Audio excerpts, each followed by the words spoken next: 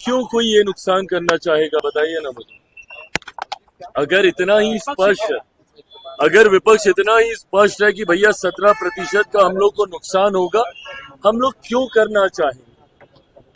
हम लोग चाहते हैं कि समाज में बराबरी का एक माहौल बने, अमीर और गरीब के बीच की लड़ाई को कम करने की सोच के साथ मेरी सरकार कार्य कर रही है। ऐसे में कुछ मुट्ठी भर लोग जो यहाँ पे बैठकर निर्णय लेते थे, तकलीफ से उन लोगों को होगी। इससे मुसलमान समाज में एक बड़ा वर्ग ऐसा है, गरीब मुसलमानों, जिनको मौजूदा संशोधन जो हुए हैं उसका लाभ उनको मिलेगा।